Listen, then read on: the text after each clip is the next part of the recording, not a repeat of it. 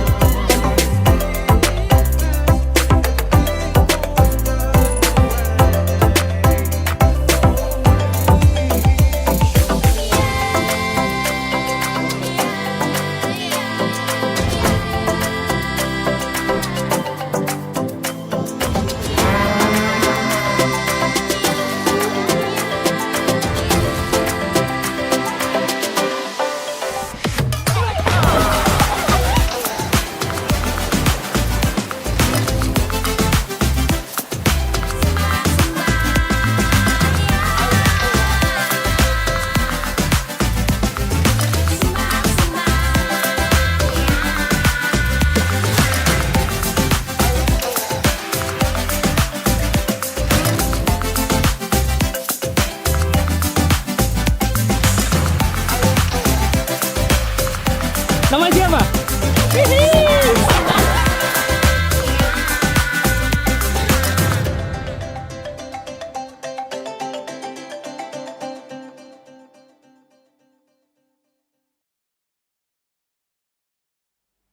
Assalamualaikum warahmatullahi wabarakatuh.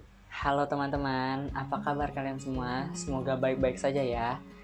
Amin. Perkenalkan, nama saya Bintang Putaryanto, saya dari Universitas Negeri Jakarta, Prodi Perjalanan Wisata, Angkatan 2019. Dalam kesempatan kali ini, saya ingin memberikan sedikit informasi mengenai sebuah destinasi yang ada di Provinsi Nusa Tenggara Timur, yaitu Pulau Sumba. Dan saya juga ingin memberikan sedikit informasi mengenai suku yang mendiami pulau tersebut, yaitu suku Sumba. Baik itu bahasa yang mereka gunakan, agama yang mereka anut, sistem kepercayaan yang mereka anut juga, maupun arsitektur bangunan yang ada dalam masyarakat sana. Baiklah, kita lanjut saja atau langsung saja ke videonya. Pulau Sumba adalah sebuah pulau di Provinsi Nusa Tenggara Timur, Indonesia. Luas wilayahnya 10.710 km persegi. Dan titik tertingginya Gunung Wangabeti, yaitu 1.225 meter di atas permukaan laut. Secara administratif, pulau ini termasuk wilayah Provinsi Nusa Tenggara Timur. Pulau ini sendiri terdiri dari 4 kabupaten, yakni Kabupaten Sumba Barat, Kabupaten Sumba Barat Daya, Kabupaten Sumba Timur, dan Kabupaten Sumba Tengah. Kota terbesarnya adalah Waingapu, ibu kota Kabupaten Sumba Timur. Di Pulau Sumba ini terdapat beberapa tempat atau destinasi wisata yang sangat menarik untuk dikunjungi seperti Bukit Wairinding, Puru Kambera, Danau Makuri, air terjun Lapopu, dan masih banyak lagi. Pulau Sumba ini didiami oleh suku Sumba. Suku Sumba berasal dari kata Humba yang berarti asli, Mereka menyebut diri mereka sebagai Tauhumba atau penduduk asli yang mendiami pulau tersebut. Masyarakat Sumba cukup mampu mempertahankan kebudayaan aslinya di tengah-tengah arus kebudayaan asing yang telah singgah di Kepulauan Nusa Tenggara Timur. Orang Sumba diperkirakan berasal dari Indochina dengan rumpun ras Mongoloid. Mereka datang secara bergelombang dan berkelompok selama berabad-abad lamanya dengan melewati beberapa daerah, diantaranya Semenanjung Malaka, Tanah Bara atau Singapura sekarang, Riau, Jawa, Bali, Bima, Makassar, Ende, Ambaray, Enda, Endau atau Hau, Haba atau Sawu, dan Raijua. Namun ada tradisi lisan yang turun-temurun diteruskan yang menyatakan bahwa nenek moyang orang Sumba pertama kali tinggal di Kampung Hungga setelah menempuh perjalanan dengan kapal dari Malaka. Kampung ini kemudian menjadi tempat atau asal dari suku Sumba. Dari kampung inilah kemudian mereka menyebar ke wilayah lain. Kemudian kita akan masuk ke sistem religi. Sebagian besar penduduk Sumba menganut kepercayaan animisme Marapu dan agama Kristen, baik Protestan ataupun Katolik. Kaum Muslim dalam jumlah kecil dapat ditemukan di sepanjang pantai atau di sepanjang kawasan pesisir. Agama warisan nenek moyang Sumba disebut Marapu Humba atau agama leluhur yang asli. Agama ini memiliki kepercayaan pemujaan kepada nenek moyang dan leluhur. Pemeluk agama Marapu ini percaya bahwa kehidupan di dunia ini hanya sementara dan bahwa setelah akhir zaman mereka akan hidup kekal di dunia roh, yaitu di surga Marapu yang dikenal sebagai Prai Marapu. Upacara keagamaan Marapu seperti upacara kematian dan sebagainya selalu dilengkapi penyembelihan hewan, baik itu kerbau dan kuda sebagai korban sembelihannya. Hal tersebut sudah menjadi tradisi turun-temurun yang terus dijaga di Pulau Sumba. Orang Sumba percaya bahwa roh nenek moyang ikut menghadiri upacara penguburan dan karenanya hewan dipersembahkan kepada mereka. Roh hewan untuk roh nenek moyang dan daging atau jasad hewan dimakan oleh orang yang hidup. Sama halnya dengan upacara yang lain.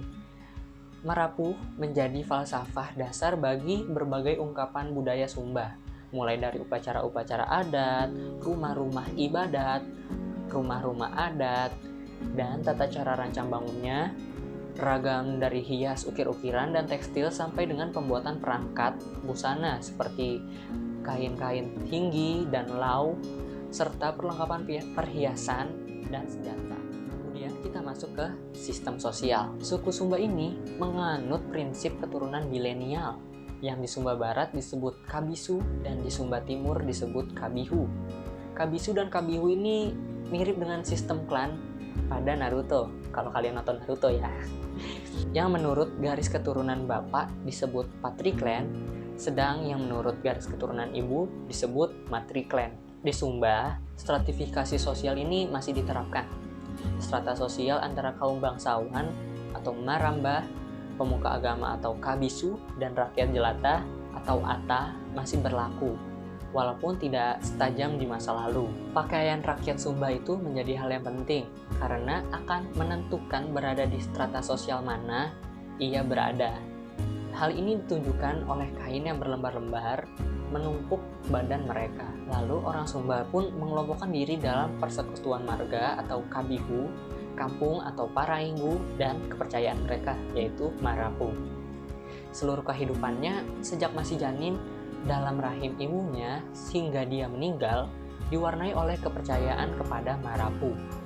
Kesejahteraan atau kemalangan hidup ditentukan oleh taat tidaknya seseorang dalam pelaksanaan adat istiadat. Kemudian kita masuk ke seni rupa dan desain.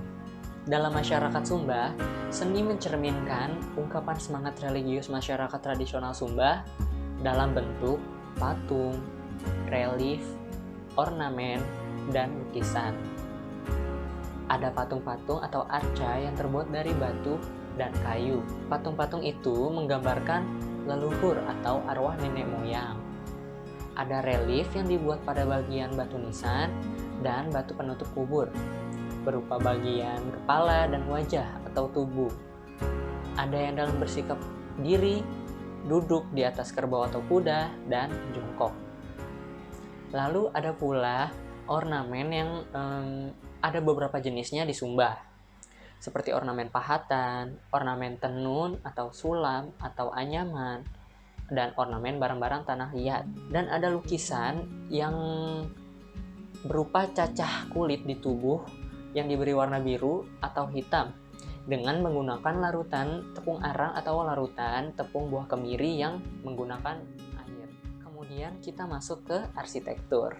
Dikarenakan animisme Marapu sangat kuat dalam masyarakat Sumba, hal ini mempengaruhi juga terhadap arsitektur ruang dalam rumah adat Sumba. Rumah adat Sumba dikenal sebagai Umah Bokulu, rumah besar, atau Umah Batangu, atau rumah menara. Ciri khasnya adalah bangunan yang memiliki puncak tinggi di bagian tengahnya yang ketinggiannya itu hampir mencapai 30 meter. Atapnya terbuat dari jerami, alang-alang, dan agak mirip dengan puncak tengah pada rumah adat Jawa, yaitu rumah jonglo.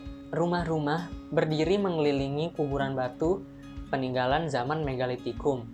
Rumah adat Sumba penuh dengan nilai-nilai filosofis. Setiap rumah adat dibagi menjadi 3 bagian, yaitu menara rumah, bangunan utama, dan bagian bawah. Menara rumah menjadi simbol bagi para roh yang memiliki kedudukan tinggi. Kemudian, bagian bangunan utama menjadi simbol tempat pemujaan sekaligus tempat hunian. Lalu, bagian bawah menjadi tempat hewan peliharaan dan roh jahat. Sedangkan bagian depan rumah itu digantung dengan tulang babi atau tanduk kerbau untuk menunjukkan bahwa si pemilik rumah telah memotong hewan ternak sebagai penanda kedudukan status sosial di masyarakat. Kemudian kita masuk ke seni pertunjukan. Seni tari merupakan salah satu bentuk identitas tiap suku di Indonesia. Semua jenis tari mencerminkan keagungan budaya dan nilai-nilai penting yang dijunjung tinggi sebagai karakter bangsa.